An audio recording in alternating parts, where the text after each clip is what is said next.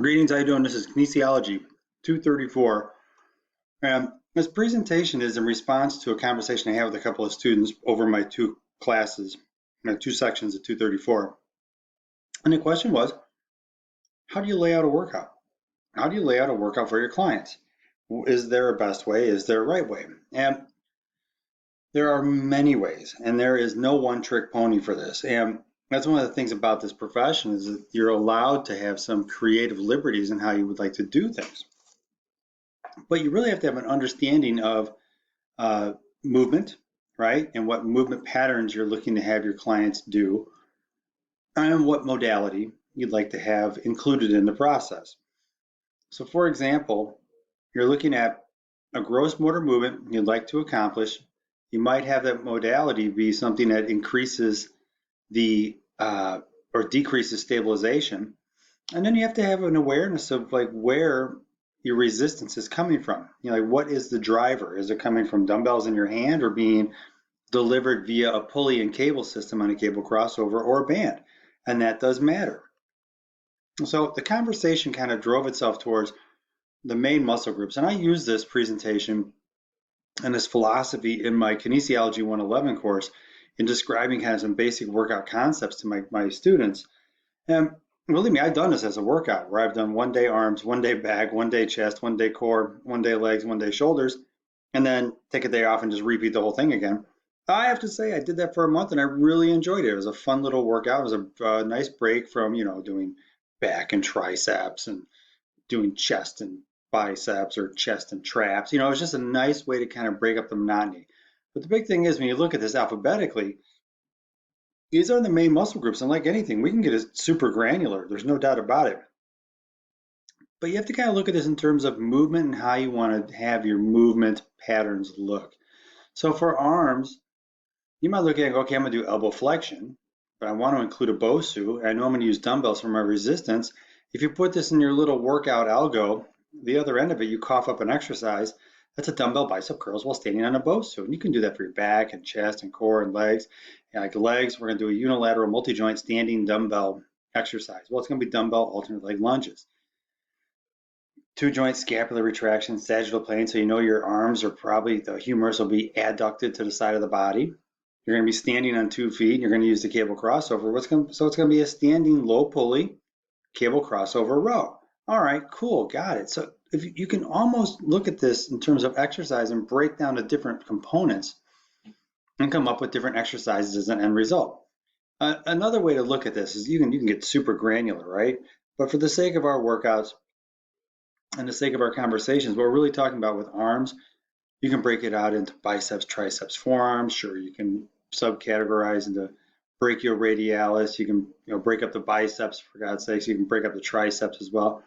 But for our conversation, when you look at this, dumbbell bicep curls, straight bar curls, dumbbell tricep extension, tricep push down, dumbbell hammer curls, straight bar wrist curls. And you'll notice the theme here is it's dumbbell exercises and straight bar exercises and one machine exercise. All right, so there's some different modalities mixed in here. Got it, cool.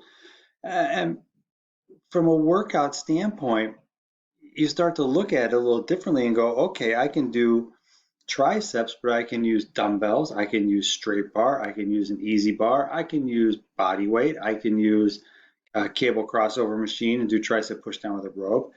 And you start to categorize your exercises, and much like I did the ABC workout, arms, back, chest, core, for a month straight, I've also done workout programs where I've gone in on a Monday and I do, it's Machine Monday. And then on Wednesday, I do dumbbells, and on Friday, I did barbell. And I repeated that for a month. That was a great way to break up the monotony too. So, these are just tools, right? Dumbbells, cable crossover, a straight bar, they're nothing more than tools to offer resistance.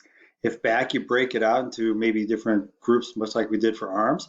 You have lats, you got rhomboids, erector spinae. Now, granted, other muscles are coming to the party when you do these exercises, but on a lat pull down, and you've done these, lat pull down narrow, lat pull down wide group. You can do one arm lat pull down, you can do shoulder extension, right? So you have these different exercises you can do.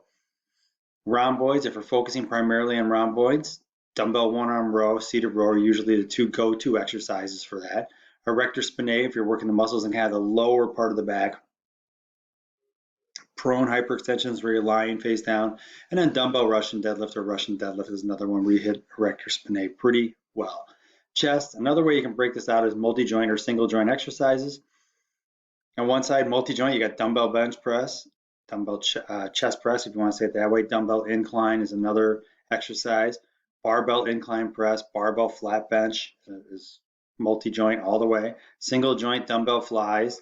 Also, single joint would be cable crossover, standing fly. So if you think of us in terms of that modality matrix, or you have your algo and you say, okay, I want to do a chest exercise that's multi-joint, and we're going to be working on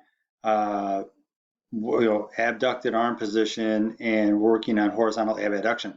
Okay, you can start to put together what that exercise is, and I want to use dumbbells, and it coughs up the exercise. If you start thinking of like that, or even like a click drop-down menu like you'd see in a Windows environment, sometimes that helps.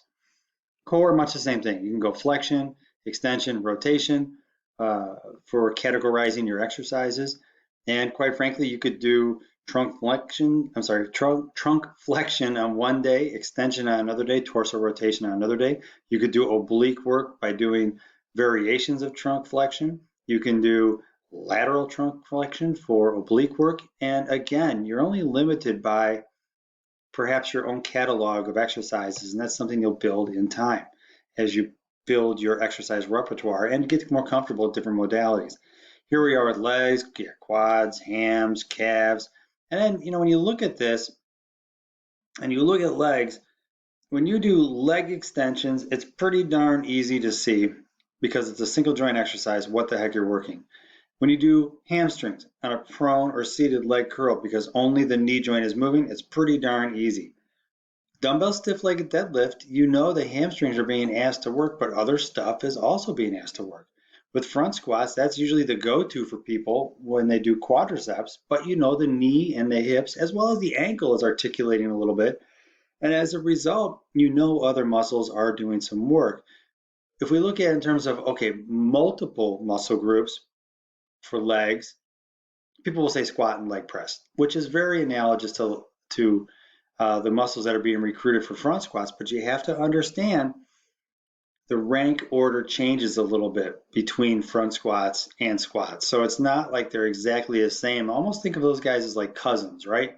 They're not twins, they're not siblings, but they're more like cousins because they work many of the same muscle groups, but it's just different in terms of the sequencing, if you will, and the recruitment patterns you see because of the bar placement on the shoulders. That's all. So what I really wanted to get across was when you look at legs, right, you can break this out into these little areas, quads, hams, calves, and just kind of like multiple variations just to compare the squats to front squats. Let's go into shoulders. Another way you can look at this is multi-joint, single joint, and the stabilizers. So on shoulders, when you talk multi-joint, dumbbell shoulder press, absolutely, that's your go-to exercise. You could do a seated matrix shoulder press. Again, getting back to the whole matrix Mondays, right? Machine Monday and dumbbell Wednesday. Real easy way to keep your clients guessing. They'll never figure that out. And then you go single joint exercises, dumbbell side raise, and a cable crossover front raise. We've done these in class. You've seen them, and I'm sure you've done them thousands of times in your own workouts. For the stabilizers, you have a band external rotation for the GH joint. Most people will do that as a means to warm up the shoulder joint. It's all right as an exercise. I do a ton of them myself just to work on some rotator cuff work. And then also you'll have band, again, you're thinking of GH scapular retraction and you're doing external rotation. So you can hold the band out in front of you, scapular retraction, external rotation, make goalposts, bring the hands back down, go forward. So it's like a multi-step exercise if you want to think of it. So you're kind of almost thinking protract from a protracted position, retracting, externally rotating, internally rotating, protracting, the hands go out in front, retracting, externally, etc. So exercise itself, right? When you look at ways to lay out your workouts, and this is not the only way, and this is not exhaustive either. There are so many different ways you can do this, and I could do 20 of these videos, but I wanted to encapsulate the conversation I had today and some of the information I wrote up on the board, and I know some people took pictures of that in one of my classes. So I hope this helps. I hope it's a way for you to think through different ways to do workouts. I'll have more of these for you so you can use these at your disposal with your clients as we go through the course. And with that, guys, I'm signing off. Have yourself a good evening and a great workout. Thanks. Bye.